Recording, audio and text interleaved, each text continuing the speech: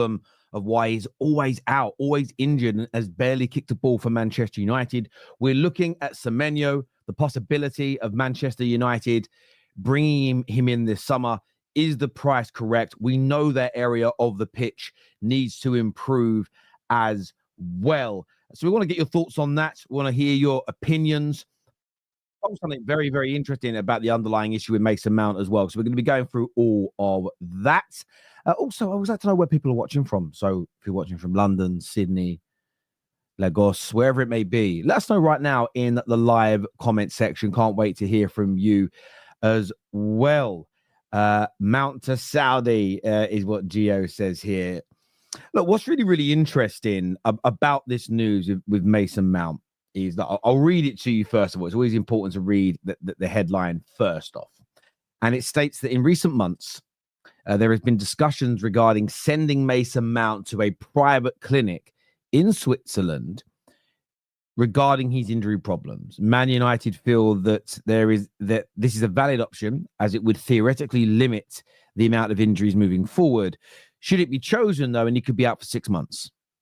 So there is this view. So one of the underlying issues that I was told about with Mason Mount that was ignored in his original medical is that there's an underlying pelvis problem. And look, I'm not a medical expert, but I always remember when I used to be an athlete and I used to compete for Team GB. And I remember once I had pain in my right shoulder, then the right-hand side of my back. And they did a lot of work on my hip to fix it. But actually, it was a problem with my knee and my left-hand side hip. But yeah, I had pains on the right-hand side of my back. So just in layman terms, sometimes you can have pain here, but the problem is actually on the opposite side hip, as an example. So I'm not surprised to hear this story that, one, the incompetent nature of Man United under the full reign of the Glazers, Ed Woodward, Richard Arnold, etc. One, paid more than Mason Mount was worth. Two, on top of that, we gave an exorbitant amount of salary. But three, we also ignored a massive, huge underlying problem with his long-term health. Just not shocked. I'm not reading that and thinking to myself, damn, I never saw that coming. Oh my God. How did Man United of all clubs miss it? It fits the bill of an incompetent regime who have committed malpractice after malpractice after malpractice upon this football club since 2005, really, but it had far more impact negatively on the club since 2013. So I am not surprised on any level. And by the way, Hogwarts Pizza here says the best thing of all. Best comment so far today. Well done, you. Please get it up on stream, Matthew, if you're backstage. And gave him the number 7 shirt. And that, for me, is the biggest problem here. They gave him the number 7 shirt. The number 7 shirt. But they want to send him potentially to Switzerland to fix him. I've got to say, that all being said, because I see a comment here from Hope that says sell Mount. I agree. I would love to sell Mount. That would be perfect. That would be great. I would advocate. I would back it. I would get fully behind it. However, I don't...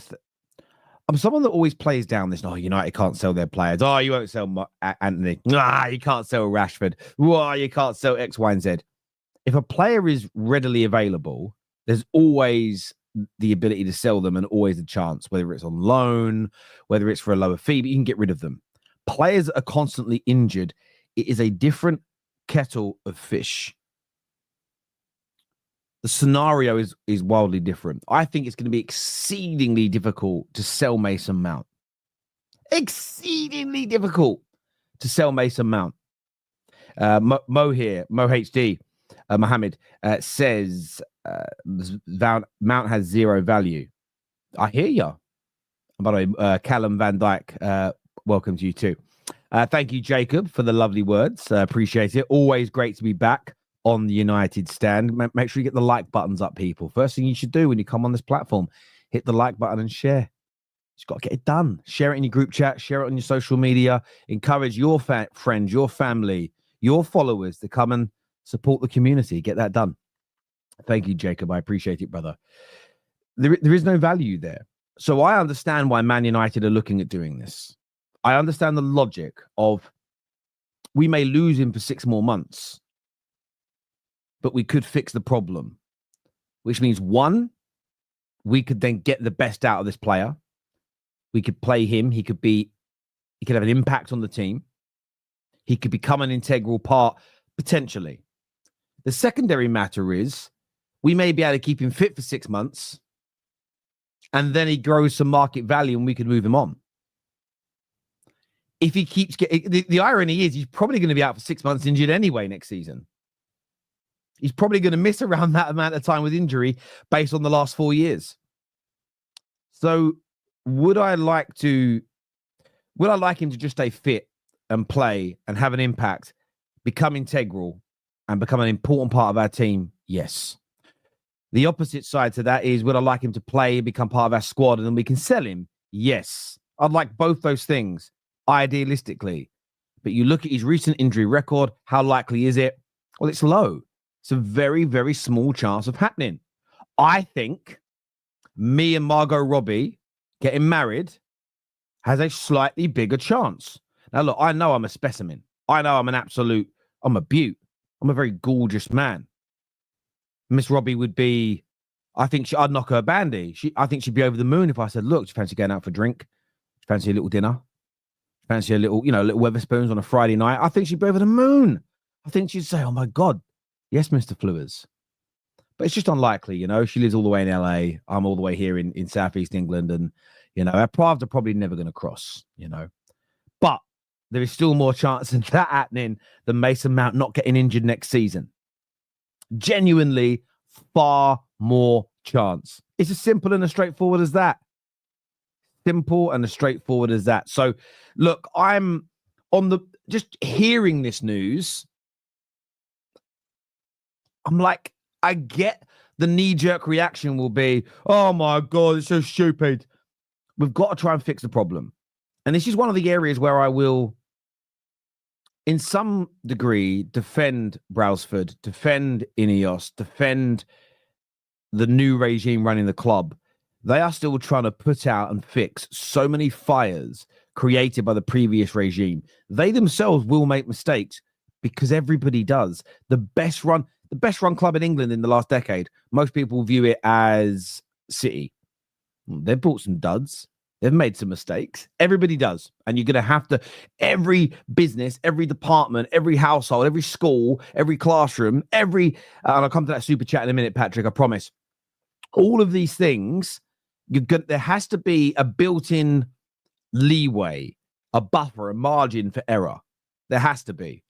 The problem that we have is that Ineos didn't take over a well-oiled machine that barely makes mistakes. It took over the most horrendously run football club in the country that's just got fires and holes and leaks and problems. I mean, literal leaks to the media, but big, massive holes sinking us. So this is just another issue that has to be solved. Patrick here says, a pelvic injury is horrendous. Football is all about sprinting, twisting and turning. All that is generated around the hips. The negligence here is staggering. Chelsea must be laughing in the pile of cash we gave them. Absolutely. Listen, it's so spot on what you've said.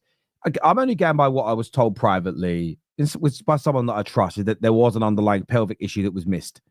I'm just not surprised at the incompetence of the Richard Arnold, the Ed Woodward, the Sol Glazer-led campaign. None of us as Man United fans wanted Mason Mount, not because we knew we had a pelvic issue, but we saw that something was up. We could smell a rat. When you get that phone call and it's like, hello, I'm from the tax office. Yeah. Mind you, we're all PAYE, right? We all pay our tax automatically. Yeah, you owe some tax. Oh my God. How's this happened? Yeah, it's just built up over the years. Do you mind giving us your sort code, your account number, your card number, your security number, your national insurance number, your address, your mother's maiden name, and we'll get it all sorted. When you get asked for that, you're like, hang on a minute. A little noise in the back of your head's going, woo, woo, woo. That's how we all felt when Mason Mount was linked to us. Woo, woo, woo. We all felt the alarm in the back of our heads. Something wasn't right. Turns out that it was this. That's it, straight up. Nah, Terry, I think we should rip his contract. The problem is when you say we should rip his contract, okay? When you say that, S. Madison, is it ripping up his contract means you pay him out? What's he got? 3 years left on his deal? So there's 3 years remaining on his deal, I think. And that's 250,000 a week. So you're talking 13 million a year times 3. It means you've got to pay Mason Mount 39 million pounds to leave. That means you are eating 39 million pounds day one. It's an instant loss that comes out of your bank. We probably wouldn't have to pay it in a lump sum, but we're going to have to pay him 39 million pounds over the next 3 years. However, let's say he goes for the surgery and it takes 6 months to get him fit. That's going to be sick. Let's just do the math on that, right? Some of you are going to be quicker and smarter than me because it's not hard. That's 20. How many weeks? It's 26 weeks. So that will cost us £6.5 million in wages that he's not playing. But then you have an opportunity for him to play and have an impact on the team. So you're getting a return for that salary. On that return, you may be able to sell him. If you're able to sell him even for £10 million, but get rid of his wages, so in a year's time, we may pay out £13 million in wages, but then maybe you get a 5, 10, 15, 20 million pound fee, and these wages are gone. From a cost perspective, that's better than ripping up his contract. Ripping up his contract guarantees a loss of £39 million. So basically, £40 million would just burn. At least with this option of sending him away to the hills of Switzerland, I don't know, to sing, "The hills are alive with the sound." Was that Switzerland? I don't know. Maybe it was Germany. Anyway, it's irrelevant. Sending him off to the mountains to get better, at least there's an opportunity for us to save. We might save £20 million. We might save £30 million, all being sold on that. And I think we have to make the decision we make. I think we have to look at it financially as well. We have to weigh up the risk versus reward. We have to look at the finances and go, what is the better option for the club? Just ripping up his contract and paying him £40 million. I get the sentiment, but it's the absolute wrong way to behave. It is. We have done it for 13 years at this club. We burn through cash like it's nothing. And we do this, it's not my money, I don't care. Well, that's why we're in financial difficulties, because no one cared about the pennies. And as my old nan would say, proper working class lady, take care of the pennies and the pounds take care of themselves. And we don't take care of the pennies at Manchester United. So no, I wouldn't pay him off 40 million quid to be a free agent. Not on his Nelly. Let's send him to Switzerland. Let's put a little bit of vibranium into his veins, surround his bones a little bit. Do you know what I mean? Let's do something about it. Let's try and fix the problem rather than just kick it along. Ray here with a super chat says, Terry, you bring a lot to the football, not to the football terrace. That's my channel. To the United Stand. Lucky to have you. I appreciate the kind words. Thank you so much. And Rob Away Always United says, always good to see you, Terry. Thank you very much, my friend. I really do appreciate that. Woke up convinced Southgate will be in by the summer. Nah, I can't see that, mate. I can't see that for a few reasons, Mr. Robinson. One, all the reports have suggested that Southgate is more interested in being upstairs at a football club rather than being a manager. Secondly, I don't think Amorim is under the pressure that Amorim is saying he is. I know he needs to win. I know he wants wins and results. I actually think the club, the manager, and most of the fan base are all on the same page here. And I don't know about you, Kyle. For me, when I look back at the Nottingham Forest game, I was happy with the shape. I was happy with the structure. I was happy with a lot of the performance. We just lack clinical edge. Go back and watch highlights of our game against Spurs as an example. Our game against Spurs as an example. Forest at home a few months ago. If we had better finishers, we're putting a lot of these teams to bed. So for me, I'm quite happy with what we're building foundationally at the club in terms of how we play. We just need to add better players. I think often as fans and tacticos, I blame for this. I blame you, tacticos. You do this thing where we overcomplicate the game. We now just need better attackers. We need some better midfielders as well. I'm not saying that everything's perfect. There's still a long way for us to go. But I think it would be a stupid decision by everybody at the club to not give the manager a full summer, to buy him 4 or 5 players, give him a full preseason, and then at the very least, see where we are by Christmas. To just get rid of him in the summer, that would make me lose complete and utter faith. I would lose instantly in Ineos. It would be the biggest mistake they could make. It really, really would. This here from, I'm really struggling with the name because my dyslexia, Andopil. Andopil, is that how you pronounce it? If I've said that wrong, I really do apologize. It says, is there a schedule to when you're live?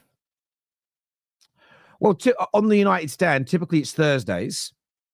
But because there's football on multiple Thursdays, that's going to change. So I'll have a conversation with Mark. I've been doing the Mondays because Mark's been doing the Baller League.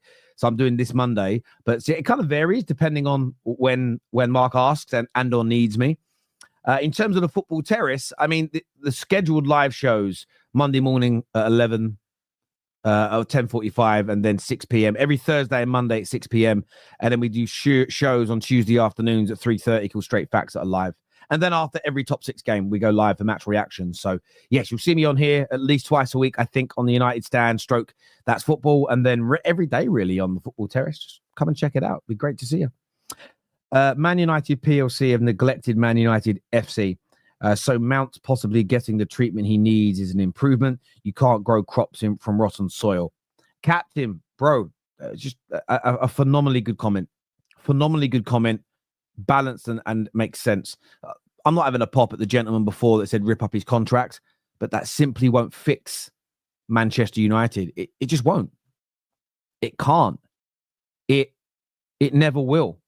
It never ever will fix a football club. We can't just rip up contracts, just sack people. We have to persevere. We have to fix things. And something I learned I often, the more you watch me, I'll often refer back to my life when I worked at Barclays Bank.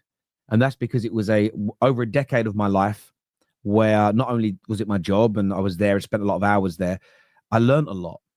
I learned a lot about leadership, but I learned and was educated a lot about root cause analysis.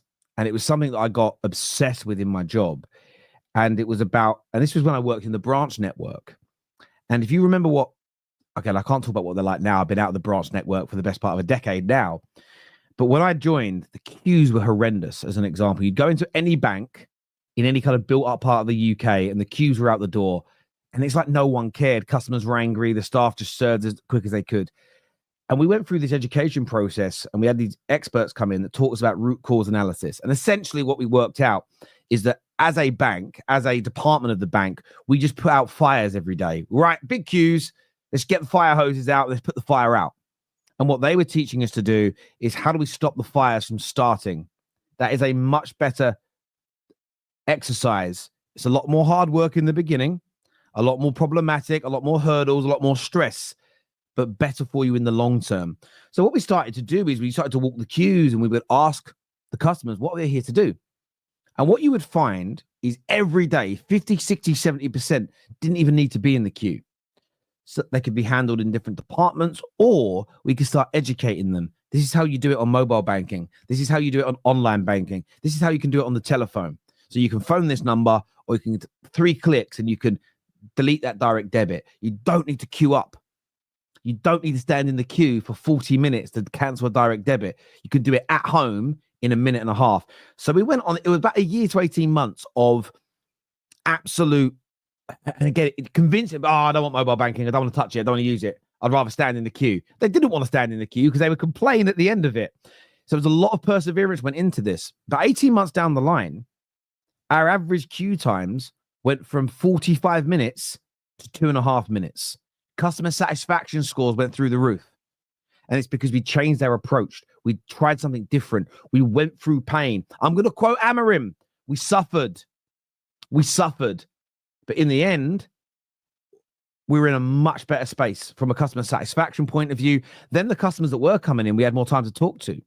And from a sales point of view, talk to, what are you doing mortgage-wise? We've got this loan with another bank. Could we maybe make it cheaper for you? Could we consolidate? Could we help pay this off? Could we give you a financial review? Things that banks should be doing to help their customers. We then had the time to do it. Everything improved. And that learning process, that experience I went through, I think is interchangeable through industry, through life, and into sport. Sometimes it isn't as simple as just rip the contract up. Losing that £40 million is going to impact you improving the team. You have to look at fixing root cause problems and then take all the lessons learned and ensure that you're implementing them into every other medical that you do for a player coming in. Your due diligence on players you sign is far more detailed because that will stop more of this happening in the future. But you have to try and get to the root cause issues of problems, whether it be trying to fix an individual like Mason Mount rather than just burning money and kicking him out. So listen, Captain is a great super chat. It really, really is. Shaw and Mount love this. Injury friends. That's what Jake says here. Yeah, look, I don't necessarily think they love being out injured, but I think it's something we've got to try and do to resolve this match, especially Mount. I mean, not Mount. Shaw hasn't kicked the ball for over a year. And I don't know. Do any of you? I still don't know what's wrong with him in reality. It's like the Malacia situation. It just never really made sense. Talking yourself out of a job since they now have no queues, so they shut all of the banks. Well, see, I understand how you would view that, and I don't want to get into a banking conversation. The answer to that is there's a truth to that matter, but there's also a falsehood to it. So when I worked in the banking industry, if we just think about the retail element, there was mass redundancies almost every year anyway. There was always redundancies, always loads of people leaving and losing their jobs, or people working elsewhere. But what's happened in where I used to work is people have just moved into different departments, and it's been natural attrition.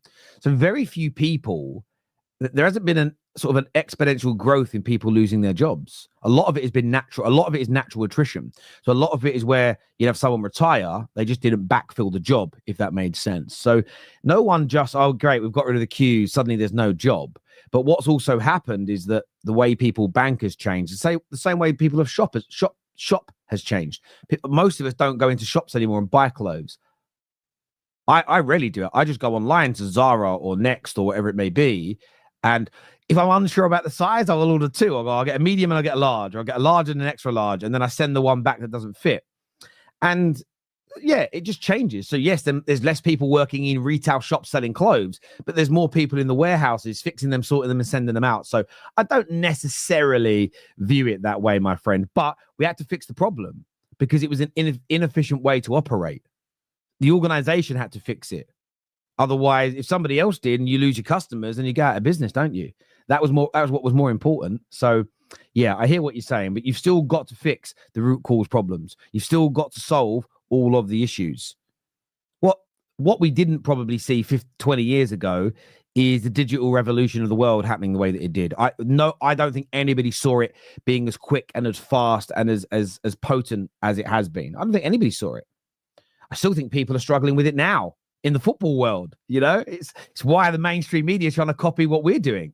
You know, well, you got to think about the United Stand. Think about the United Stand as an industry. 10 years ago, it didn't exist. Do you know what I'm saying? And now the mainstream media is copying the United Stand, copying AFTV. These things happen. So Sky Sports can just go, right, we'll keep doing the same thing and go out of business anyway.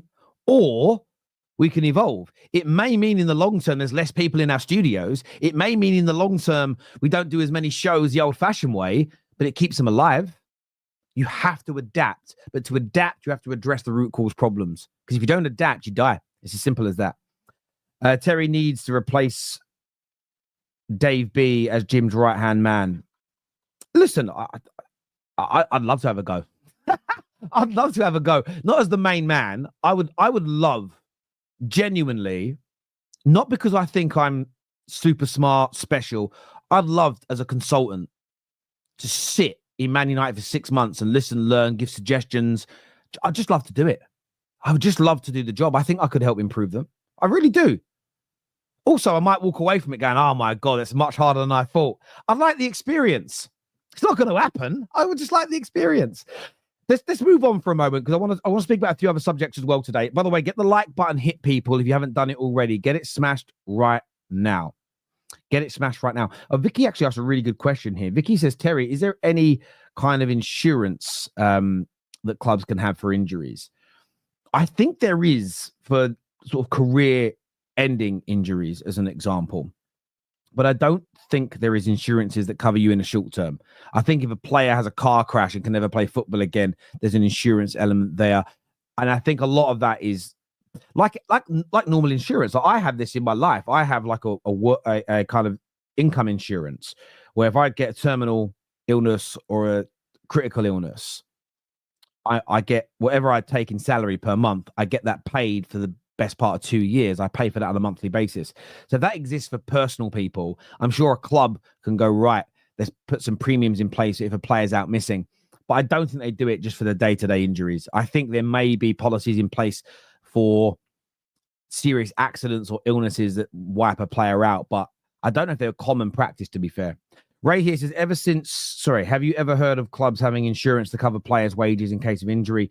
Thought in our case, the premiums would be huge. That's also it. If you were, this is the thing why I don't think they would do it for general injuries, because you'd be making claims all the time. Therefore, your premiums would be massively excessive, and you probably end up outweighing the cost versus income element. So they may have them to cover the cost or the transfer fee owed on players. So say you spend £100 million on a player, it would make sense to have an insurance that would pay out, and maybe the premium decreases each year, but pays out if anything happened to that player. They were on holiday and they're in a car crash and they can't play anymore, but you would still owe the transfer debt, but you need to buy somebody new. It would make sense, and I would think it would be plausible that insurance policies exist for that, but I doubt they would do it to cover the wages of a player that's injured, because there'd just be far too many claims. It would end up being a ridiculous waste of money, most likely. It really, really would. In my opinion, please fix United. They're already smashed. Look, we're not Humpty Dumpty. We can be put back together again. I really do believe that. A few other stories here I want to talk about. First one here, Mateta. We're going to go on to Semenyo in a minute, but Mateta, according to The Athletic, Jean-Philippe Mateta was linked with the move to Man United. However, they're not thoughts. Sorry, he says they are not.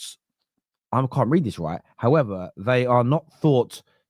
It's because there's an S on that. You need to get that updated. The United States says thoughts, and that's me being dyslexic. I've read that. Thought to be one of the clubs presenting serious interest in him. I'm going to sound really harsh, even though I like Mateta. I think we need better on the ball. Good finisher. Goal record in the last 18 months has improved.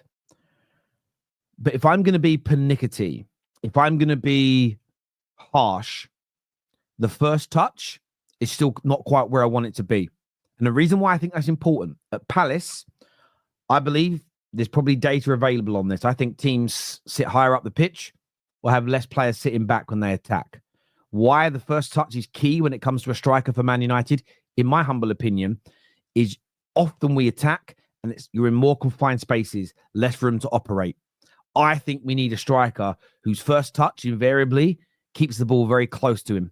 Very good. Either his first touch makes and creates space, or it keeps the ball very close to him so he can bring others into play. Mateta, I think, is a good striker. He's a Premier League player. I value him. I think he's good. I just feel the first touch is often a little too heavy. It just puts me off slightly. And do you know what will happen now? Everyone will watch him play this weekend and his first touch will be amazing. But that's my only reservation with him, is that first touch. Some of his technical ability. We've got Højlund, he's poor at it. The ball bounces off Højlund far too regularly. If Højlund's first touch was better, he'd be able to turn defenders more easily. He'd be able to bring his opponents into play more. Xerxes' first touch, by the way, is often very, very good.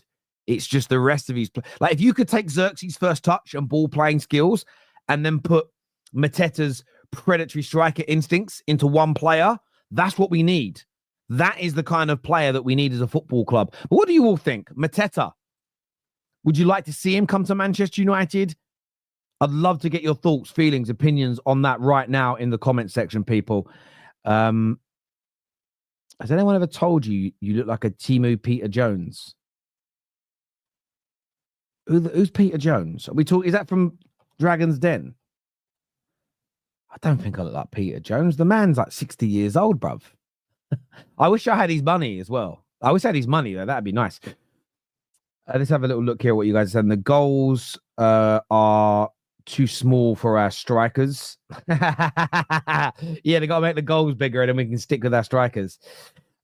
Any striker is with a pulse. Lol. I hear you on that. Doesn't excite me, to be honest, is what Vicky says here. Yeah, I'm kind of the same. It's not a disrespect to Mateta. I hear his links to us and I go, okay. But Mateta is maybe the kind of striker. Say we had a strike force that was doing really well. Say we had a strike force that was killing it.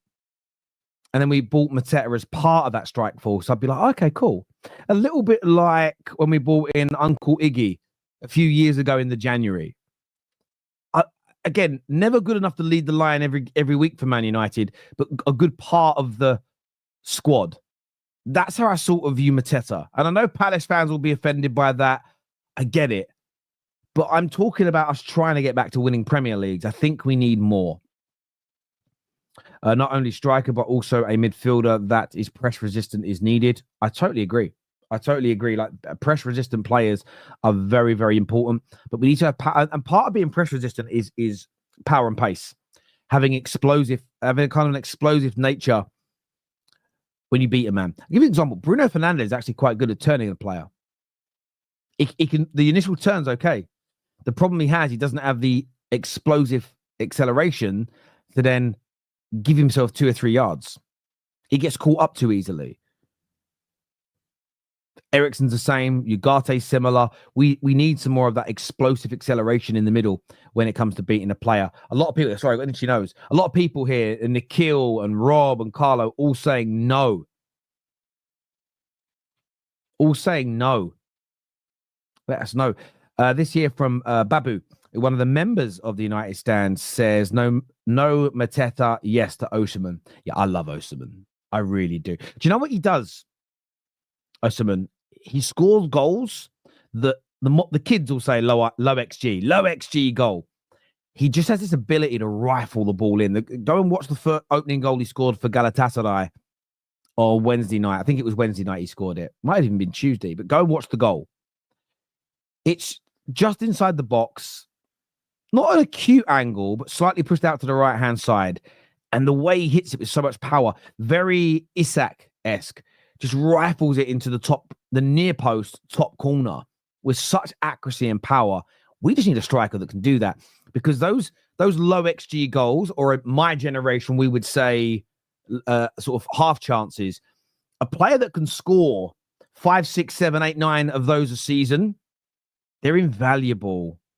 They just help win you an extra 10 points, an extra 11 points, an extra 12 points. And the irony is, just this season, add 10 points on some Manchester United, and our season would feel very, very different indeed. It would feel very, very different indeed. Do that with multiple players, you win him. United Stand here says he's got that dog in him. He does. He does have that dog in him. I like him. I really, really like Victor Osimhen. I think for some reason, there's been a lot of false narratives that he has a bad attitude, a work rate issue. I've not read any reports on it. I've never seen a teammate mention it. Every time I watch him play, he looks at it. And all season I've heard, yeah, but he's only ever had one brilliant season. Well, I think it's 33 GA this campaign again. That's who I would be looking at. But how about you, the viewers? I want to get your comments in right now. Who is your number one striker target for Manchester United this summer? And keep it realistic. Don't say Mbappe, please. Don't say Isak. Keep it realistic. Who's that individual, in your opinion, that you want to see come in? We'll go to the comments now. Nikhil here says Osimhen, that he would like to see come in. Joseph also says Osimhen. Icho says Osimhen. This one here, Damon says, Terry, I'd go for Jonathan David. Jonathan David is also a player that I also feel a bit meh about, and I don't know why. I could be wrong. Yulkades, Rob says Yulkades. Yeah, Yulkades is excellent. Clement says Lewandowski. That's an interesting one. Robert Lewandowski. Explain that at his age to me, please. Bolva says Cunha. See, I view Cunha more as a 10 or a support striker. I really do. Ray here says, hi, Terry. We also as a team need to give the centre forward more than one shot per game because Osimhen's shooting more than once a game. This is true. But there's two things in that. There's a reason that Maguire had two really good opportunities to score. Go watch Maguire's movement in the box compared to our current two strikers. He's a centre-back and it was elite. It was elite in comparison. So we need a striker with better movement and better predatory instincts and a better first touch. You are absolutely right, though, Ray, and me and Mark have discussed this on the United Stand. We do need more creativity, and it can't all just be down to Bruno. Our 10s have got to create more. Our fullbacks have got to create more. And if we start doing that, then we'll score more goals. And that's one of Man United's biggest problems. It's the finishes and the creativity in scoring goals. We've actually had more big chances created this season than Nottingham Forest. And they're third. If we were more clinical as a team, our season changes. All the other areas that need tightening up are what make you go from having a good season to being title contenders. But putting the ball in the back of the net and creating the chances, those are combined. That is a combined issue. They're our biggest problem by a long, long way, in my view. The two victors, Ekitike, yeah, he looks really good. He looks really, really good. But Berbatov, someone said there. Patrick here says Mateta feels like a stopgap striker buy, good for the time being, but not one that we can build around properly for the future with. We need someone with aura as a striker, someone opponents are worried of. That's a really good point. It is a really good point. And sometimes you don't know you're buying that per se. I think of someone like Ekitike. I don't think I like him, by the way. I think he's really talented, really talented. I think if we bought him, people that know of him would go, oh, that's a player. That's a potentially brilliant striker. I think a lot of people would say too young. And by the way, I actually don't think he's too young. I think he's 23, turns 24 next season, at the end of next season. I think he's played like 150 odd games. I don't consider someone 22, 23 with 130, 140, 150 odd games to be inexperienced. They may not be a sort of stalwart, but I don't believe they're inexperienced at that age. There's a lot of experience there. Ryan says Gyökeres or Osimhen. It's fair. David McCarthy says Benjamin Šeško, who again scored 18 goals, I think, this season in a Leipzig team that hasn't been particularly great. Just looking now at his goal output, I think it's 18 goals in all comps, 6 assists. So what is that for him on a GA level? We're talking here 24 goals and assists in 38 games. In a side, by the way, that hasn't been particularly great this year. His goal scoring record, though, since sort of December onwards has been so much better. It really, really has. But yeah, I hear you on that. Gyökeres is the answer, is what Tawada says. Super Arch here says Osimhen is similar to Anthony. He needs fast-paced team to be successful. I would like Ekitike or Boniface. When you say needs a fast-paced team to succeed, you mean fast players around him or a team that moves the ball quickly? I'm not challenging you. Just want to understand exactly what you mean by that statement. One of the other bits of news today is about Semenyo of Bournemouth, who again is a player that I know I rate. I'd love to get your opinion on him. It says here, according to the Independent, Semenyo is expected to leave Bournemouth this summer. Besides United, Liverpool and Arsenal see him as a strong option to reinforce their teams. However, Bournemouth are said to expect a fee in excess of £50 million. What do you all think of him? What do you all think?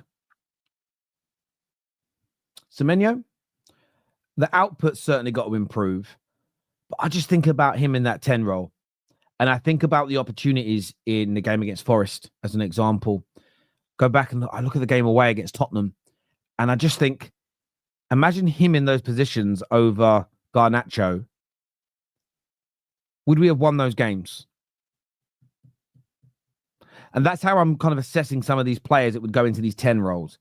Is if that player was in that position over Garnacho, over Xerxes, over Bruno at times, would we be a better team? Would we press better? Would we create more opportunities? Do we have players that have got more pace, more speed, more power? I just feel like the answer is yes. I just feel like the answer is yes. £50 million. Look, if you get 60 million for Garnacho and then you spend £50 million on Semenyo, I think we've upgraded to a better player. The only element with Semenyo I want to see improve is his output, his finishing. That's the only area that I'm a little bit concerned on. Moves the ball and is in sync, runs up the pitch fast. Okay, move the ball fast and in sync, move the ball up the pitch fast. But I will say this, Super Arch. I think that's what Amorim is trying to do, though. I think it's what we're trying to build. So you kind of need the players to be able to do that. So I hear you, but I feel like that is how we're trying to play. Also, with the links to Semenyo, what do you guys think is going to happen with Sancho? A lot of talk for 2 weeks about the £5 million option to not buy him. But he started again for Chelsea last night, which I thought was personally quite interesting. I think Chelsea are going to trigger the 25 million. I think Chelsea are keeping him. Because otherwise, would you not just start playing? If you really don't think he's good enough, why not just play George? Why not put Neto back over on that side? Why not do something different? Why keep starting him? Love to get your views on that as well, people, please. Comparing anyone to Garnacho is bananas. Sancho is shit. It's not about comparing him directly. It's not about going, right, he's 6 foot, he's 6'1", he's this, he's that. It's about thinking about the game state, the scenario.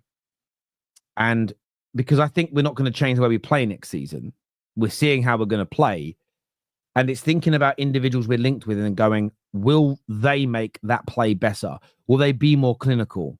Can they beat a man more readily? Say one of Garnacho's biggest issues, and I think it's being highlighted more the longer he plays, is he doesn't have that explosive power. He can often beat a man. As in, he can drop the shoulder, he can do the feint, he can send the player the wrong way. But he doesn't have the ability to then accelerate away. The amount of times a defender can return, slide, and win the ball back or get a block in is unbelievable. I think about Semenyo as an example here, to your point, Mel. And I think Semenyo, more often than not, once he's beaten the man, once he's dropped the shoulder, once the defender sold himself and he's passed him, I think Semenyo's gone. Then we'll have more time to shoot or cross or pass. Garnacho struggles to find that space sometimes because he doesn't have that explosiveness. So I look at the scenario and go, would we improve? Yes. Now, Semenyo by himself isn't going to make us champions of England. But okay, if we can improve on Garnacho, if we can improve on Højlund, if we can improve on the central midfield areas, someone who's more ball press resistant, but all of these players have more explosive speed, acceleration, and power. Do I look at our last 10, 15 games and see more wins happening?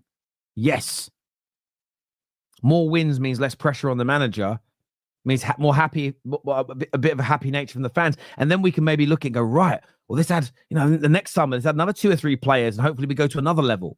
That's how I'm kind of doing this in my head. You guys could be doing it differently, and I do respect and appreciate that. Semenyo over Mount, not Garnacho. We need to keep Garnacho no matter what. I think we need to keep Garnacho if he keeps improving. If Garnacho's current form maintains itself for the rest of this season, let's say we keep him next year and next season,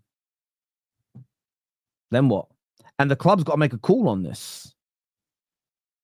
Is he going to become better, or should we cash in on him now? Because we could go, and this is what you may not be wrong, Hadj. You could be spot on, mate. You really could be spot on. But the club's got to get this right. Because you've got a player now that teams are willing to give you 60 odd million pound for. If he has another season like this, you're getting 30, 40. And it's a year of failure for him and the team in that area. So we may not all agree with it up front, but if we keep him, he has to go up a massive, massive level. The class of 99 here says, need to review Ugarte. Good for games where we're not expected to have the possession as a destroyer, but in possession, he seems lost, not progressive. Yeah, I agree. I don't think it's about reviewing reviewing Ugarte. I think it's about improving the midfield as a unit, and then you pick and choose when to use him. So I think Ugarte he's a specialist player. And there's a big argument in the football world now, specialist versus versatility. And the argument has become a little bit redundant because you get some people go, I just want specialists in every position. Well, that's stupid because no successful team has ever had a specialist in every position. Every single team that I can remember has had players that are multilateral. Think about David Villa in that brilliant Barca team. He could play as a number 9, but he often, remember, he played out on that kind of left-hand side for a while and was just brilliant and potent at doing it, as an example. You think about Lionel Messi, the idea that he was a specialist in one position and one role is crazy. The versatility was out of this world. You had Yaya Toure that could operate as a centre-back or a central midfielder. Mascherano could do the same thing. You need versatility, and you need that in individuals, and you need it in players. Ugarte, for me, is someone that you may end up playing, starting 15 times a season in particular games where you need that combative player.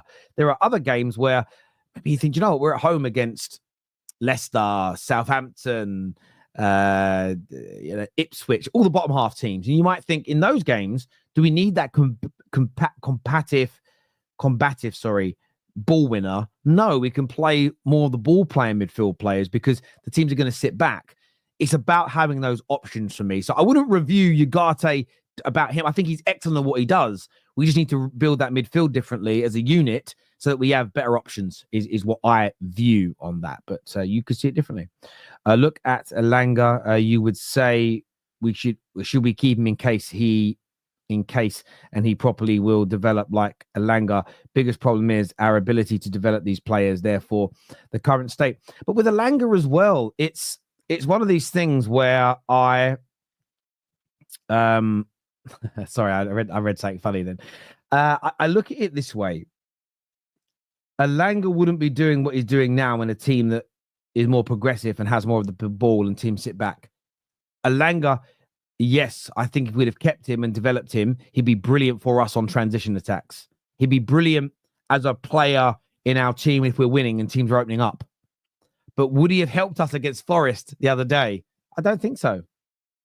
We saw it for a long time at the club. And I know he's got older and got a little bit better, but he's at a club that's playing a style of football that is so perfect for him. We can't ignore that, in my personal opinion.